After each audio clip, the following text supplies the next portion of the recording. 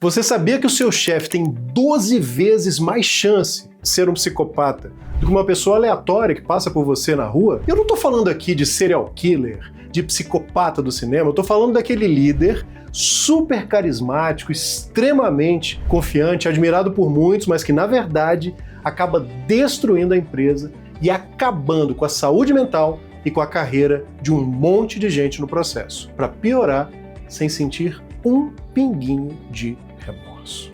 Meu nome é Francisco Bastos, seja muito bem-vindo ao meu canal e nesse vídeo você vai descobrir como identificar um verdadeiro psicopata corporativo e quais estratégias que você pode aplicar, pode adotar para se proteger dessa luta que é muito, muito injusta. Se você quer entender por que algumas pessoas tão malévolas, tão malvadas, têm tanto sucesso na carreira, e se você quer tirar a prova, se você de fato está reportando para um psicopata corporativo, eu já te adianto que esse vídeo vai abrir os seus olhos de uma maneira que você nunca mais vai enxergar essa questão da mesma forma. Vai valer muito a pena. Então faz o seguinte, se você é novo aqui no canal, já se inscreva e já dá aquele like de confiança aqui para nos ajudar a promover esse trabalho, porque é a única forma do algoritmo saber que esse conteúdo é de qualidade. O que é um like de confiança? Você dá o seu like, assiste o vídeo. Se você não gostar, você tira depois. Combinado? Acho que é um acordo justo, né? Então vamos começar aqui o conteúdo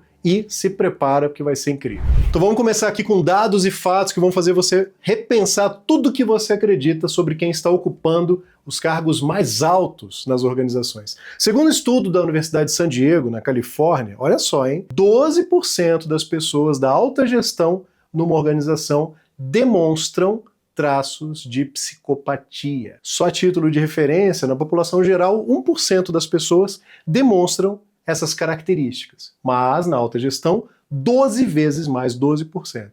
Se você está ali na sua empresa, tem 10 diretores, então a chance de um deles ser um psicopata é imenso estatisticamente falando. Existem alguns estudos que são mais conservadores, tem um estudo do professor Scott Lilienfeld, que foi publicado na Psychology Today, que ele fala que é de 3 a 4 vezes maior, mas que seja, 3 a 4 vezes mais nas organizações do que na população geral, já é muita coisa. E tem outro estudo da Austrália, um estudo australiano, que fala que 26% dos casos de bullying corporativo, note essa, daquele tipo de assédio, brincadeirinha, provocação, pegação no pé, são cometidos por 1% das pessoas. Será que isso, na sua opinião, é uma coincidência? Você acredita em coincidência? Então não, tá? Você não tá maluco, não. Aquele chefe encantador no início, mas que depois acaba sendo destruidor de reputações, de confiança, ele existe e você tem que aprender como identificar, sem ter dúvida,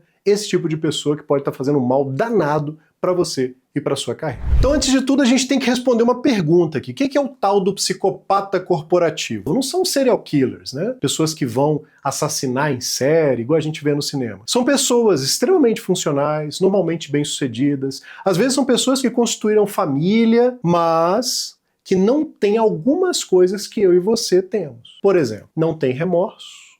Então fazem uma coisa extremamente ruim contra a outra, mas não sentem nada, não sentem culpa e não sentem empatia, não sentem a dor do outro. Então a gente vai ver agora quais são os 3 traços principais de um psicopata corporativo. Então me acompanha aí, porque aí você vai conseguir fazer um teste, vai conseguir ver se aquele cara, se aquela pessoa ali na tua empresa, ela se encaixa aqui. Então o primeiro traço é que essa pessoa, ela tem um traço duplo, tá?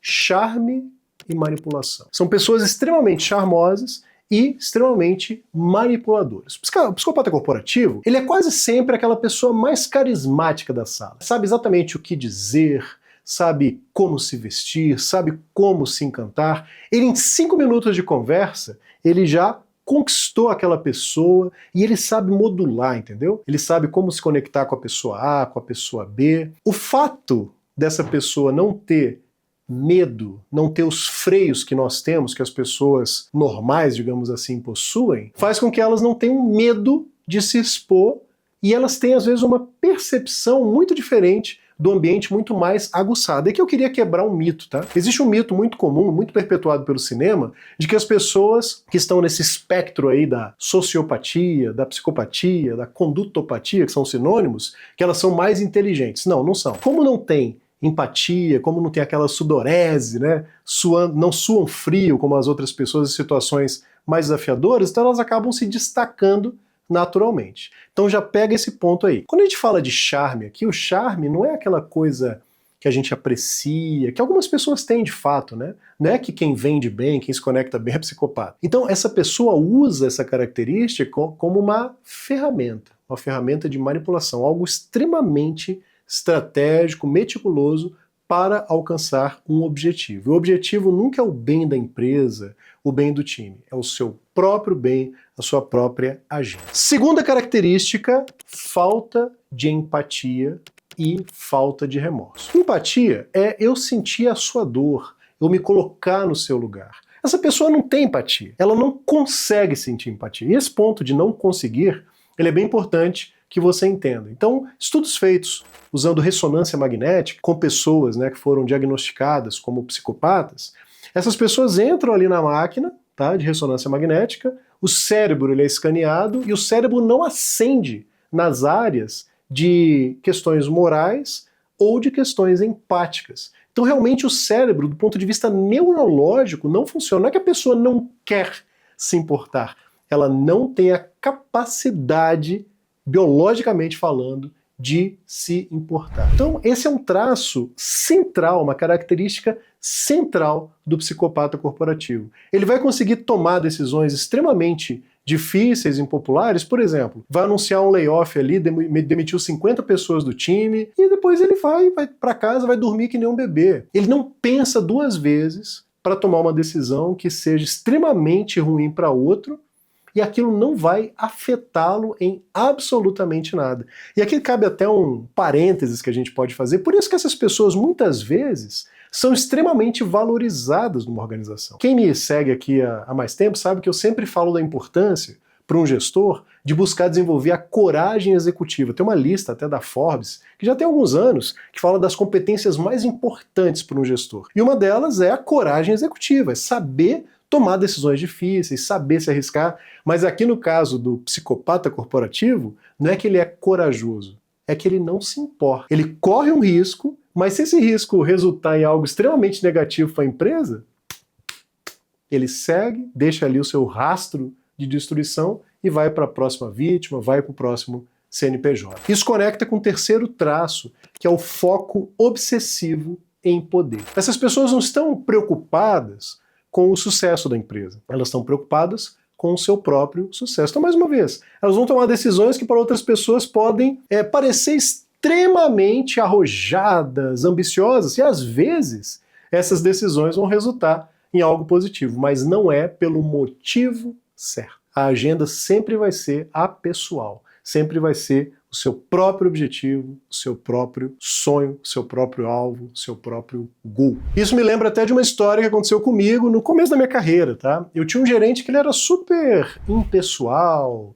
ausente, ele falava super pouco com a equipe, na época eu tinha um cargo bem operacional, só que ele tinha um supervisor que respondia para ele, que era um tipo de intermediário entre ele e a gente. Então esse cara ficava o dia a dia ali conversando com a gente sobre as questões. E esse cara, eu tive várias evidências disso, ele levava informações extremamente distorcidas para o gerente. Então a gente nunca sabia muito bem como é que a gente ia aparecer, né? Como é que a nossa reputação seria, porque existiam várias evidências de pessoas que foram às vezes demitidas, que foram preteridas numa promoção, porque a visão que a organização tinha dessas pessoas era extremamente ruim, só que quem estava ali embaixo, vendo o trabalho no dia a dia, sabia que aquilo não era verdade. Eu até tive que desenvolver uma estratégia, era bem jovem ainda, mas tive que desenvolver uma estratégia para me livrar daquela situação que é extremamente desgastante, extremamente danosa para a carreira, mas eu vou deixar para a parte final do vídeo, que quando eu falar das estratégias eu vou contar como é que eu lidei com essa questão, né? Mas enquanto isso, você precisa pensar que essas pessoas são verdadeiras mestras ou mestres do gaslighting. Sabe o que é gaslighting? Sabe quando você está conversando com uma pessoa, você tem certeza que vocês combinaram alguma coisa e a pessoa fala: Eu? Não, você entendeu errado. Jamais falei isso. Não, mas você tem certeza, você tem a memória vívida daquele encontro. Aí a pessoa faz você começar a questionar a sua memória, a sua sanidade mental. Você realmente fala, pô, será que eu tô louco? O nome disso é gaslighting, né? Então essas pessoas são muito habilidosas em fazer isso. Quando você pega na curva ali, pega na mentira, são mentirosos contumazes. Os psicopatas são mentirosos contumazes. Mas quando você pega essa pessoa, ela não vai aceitar, ela vai falar que você tá maluco. Então isso nos leva aqui para a primeira estratégia que daqui a pouco eu vou contar para como que a gente se protege de situações assim. Talvez você esteja pensando nesse momento, tá, mas todo mundo tem um chefe chato, de vez em quando, todo mundo tem um chefe difícil pra caramba, é verdade. Mas é muito diferente ter um chefe que te cobra, que te estressa um pouco. Inclusive esses chefes exigentes nos tornam pessoas melhores, né? A gente sobe a nossa régua. Então seja grato se você tem um chefe difícil. É muito melhor ter um chefe que consegue equilibrar liderança e gestão, consegue cobrar resultado, mas cuidar de pessoas. É muito melhor ter esse tipo de chefe. Mas um chefe que é difícil, ele vai subir a sua régua, você vai sair um profissional melhor, um pouco mais calejado, mas, né, sem ir, melhor. Tá bom? A questão aqui é outra. Aqui é trabalhar com alguém que literalmente não sente remorso, não se importa com você, não tem empatia. Fazendo uma metáfora aqui, é tipo assistir um thriller de suspense extremamente tenso e viver um cenário de suspense. Se você está assistindo um filme de suspense, você pode simplesmente desligar o filme e seguir a sua vida. Se você está vivendo aquilo, você não tem essa opção. Ou você espera algo acontecer, essa pessoa sair da empresa, ser demitida, ou você constrói a sua saída. Então agora que você entendeu o que é um psicopata corporativo, como que ele opera, como que você realmente não confunde, né? Um chefe difícil de um psicopata, vamos para as estratégias. São 4, tá? Me acompanha aí nas 4. A primeira é: documente tudo. Lembra que eu falei do gaslighting? Essa pessoa, mesmo que você combine, você não pode confiar. Ela vai te falar que A aconteceu, mas você combinou B. Então você tem que documentar, porque essas pessoas são mestres em manipular narrativa. Então a sua proteção vai ser o quê? Evidências concretas. Atas de reunião, acordos feitos, e-mails. E aqui eu vou dar uma dica, a gente vive na era da inteligência artificial, né? Então você tem uma série de opções. Você tem uma reunião, por exemplo, online.